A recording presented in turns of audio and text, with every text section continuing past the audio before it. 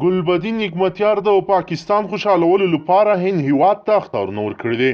ملګرو دغه سیاسي څیره چې راغلی اوس غرده د پاکستان ملاتړ او د پاکستان خوشحالولو لپاره له هر کار او تر امکاناتو استفاده کوي.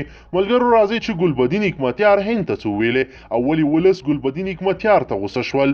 په ویډیو کې له موږ سره وګورئ. قدرمنو لیدونکو السلام علیکم، وخت مو بخیر.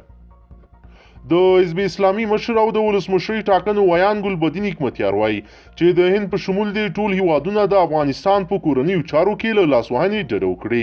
تر دې مخکې هند حکومت اشرف غني ته په ولسمشرۍ ټاکنو کې د بریا مبارکي ورکړې وه، خو ګلبدین حکمتیار د هند له لوري غني ته په ولسمشریزو ټاکنو کې بریا د افغانستان په کورنیو چارو کې لاسوهنه بللې زیاتوي. په داسې حال کې چې د افغانستان خلک له درغلیو څخه د ډکو ټاکنو نتیجه نه ده منلې، خو هند په داسې اقداماتو لاس پورې کوي. د حزب اسلامي له ادرسه په خپره شوې اعلامیه کې راغلي چې هند غواړي افغانستان کې کړکېچ دوامداره پاتې شي. زیاتوي د هند په ګډون د هیڅ کوم هیواد د افغانستان داخلي چارو کې لاسوهنه نه کوي او له ټولو هیوادونو یې په دې اړوند د بېطرفه پاتې کېدو غوښتنه کړې ده.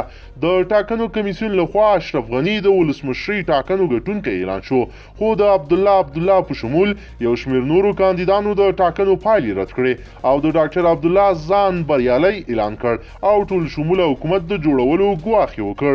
د یادونې ده چې د امریکا متحده ایالاتو او ناټو د افغانستان سیاسي مشرانو ته خبرداری ورکړ چې د موازي حکومت له جوړولو او موازي حکومت جوړولو څخه ډډه وکړي.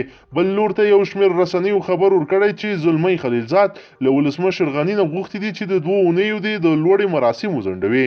یاد مراسم د پنجشنبې په ورځ ترسره کېدل، خو اوس ویل کېږي چې 15 ورځې وروسته به ترسره شي، خو په دې اړه لا هم ارګ په رسمي ډول څه نه دي ویلي.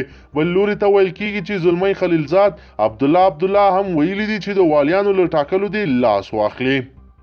د افغانستان سیاسي اوضاع ډیره زیاته خرابه ښکاري. معلومات نشته چې افغانستان په کومه خوا روان ده. هیوادوالو هوښیار اوسیږئ چې وطن مو خرڅ نشي.